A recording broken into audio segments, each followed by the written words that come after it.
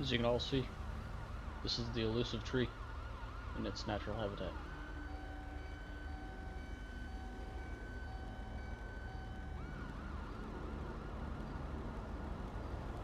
Oh, the camera won't go up any farther.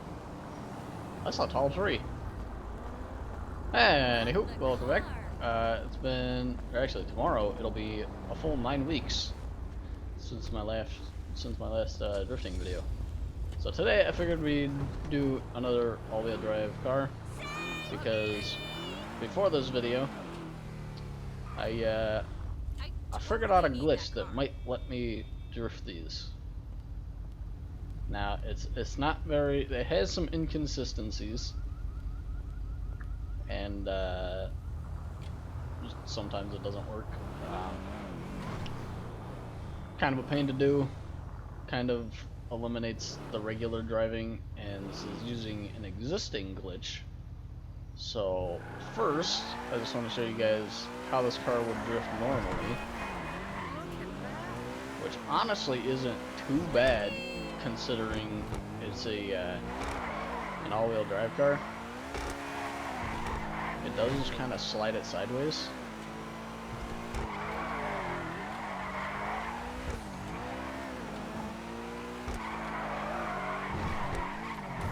The only thing is, as you can see, it kind of catches.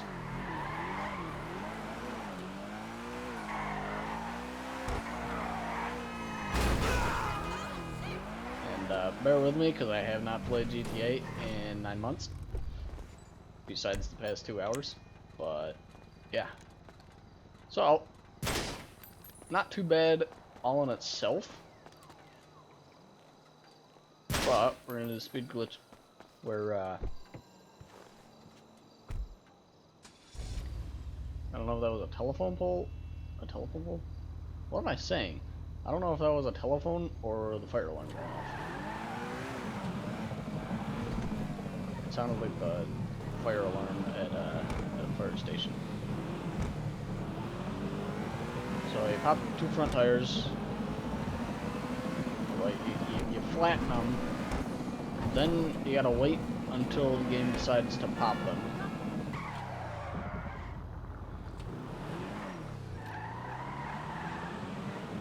Sometimes they pop better going backwards. Sometimes they don't pop at all.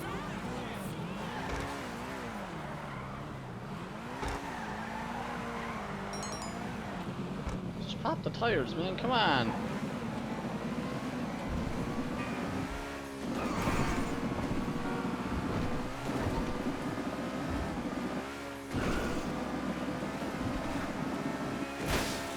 There it goes.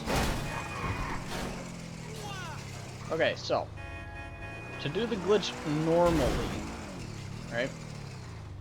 You start off from a standstill, hold down the acceleration and the reverse, and I'm not sure, you might be able to do this on PC, but it works better on controller. So on controller, it would be both of the triggers, the left and right trigger, and then that'll spin the tires into a burnout.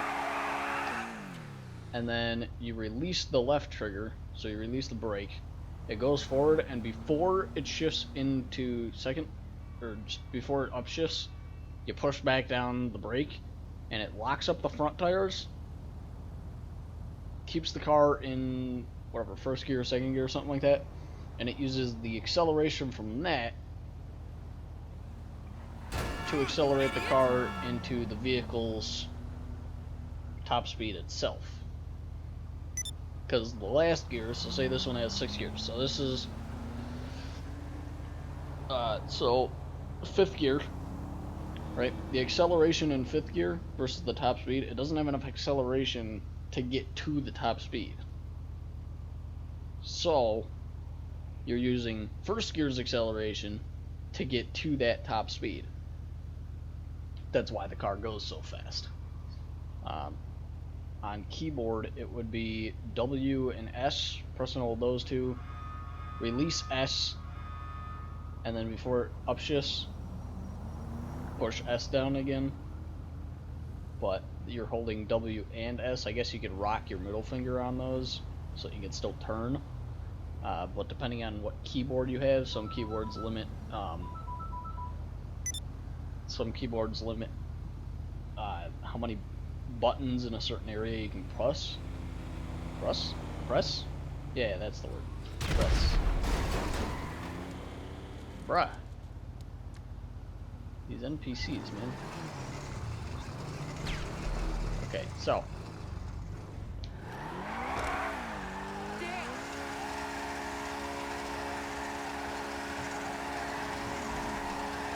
Now if you hit a little lip, like right there, it stops. So it's better to do this on straightaways. But all that's doing, all you really need to do the glitch is you need the engine to over rev. So I figured out a way you can do this while rolling.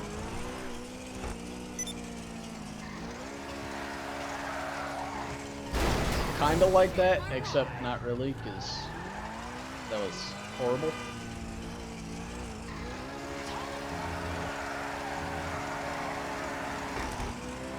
There you go, see? It drifts fine.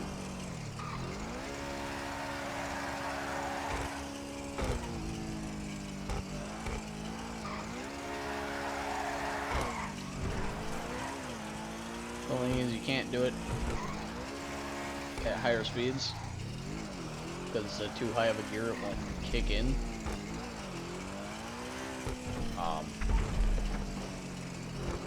And then sometimes, let's see if I can get an example of this. If you're going too slow, it'll turn too quickly, and your car will slow down to the point where it won't work anymore. See, it turns too quickly, and then it just starts doing a burnout.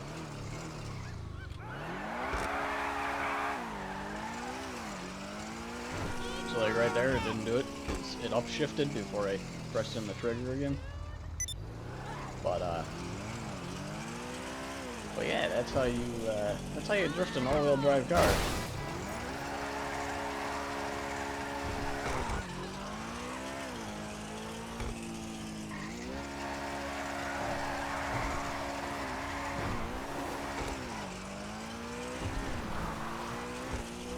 Not very practical, but it looks cool. I'll definitely give it that.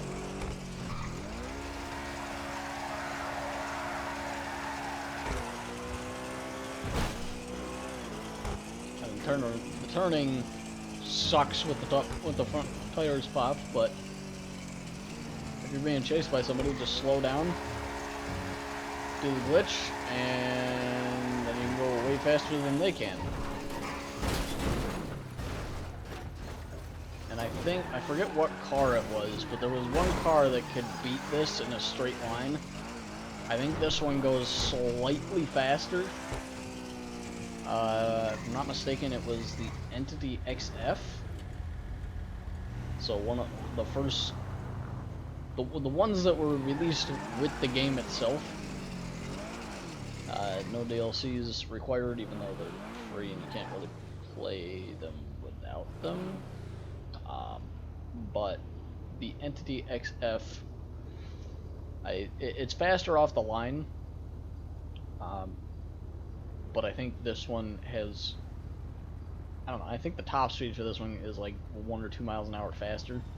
Because it kind of seems like you can almost catch up, but there's not enough room on the runway at LSIA.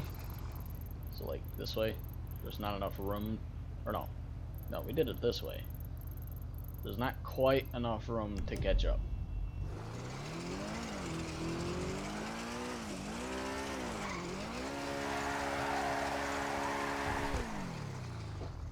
There you go. Parking skills. But yeah, that's how you drift an all-wheel drive car. So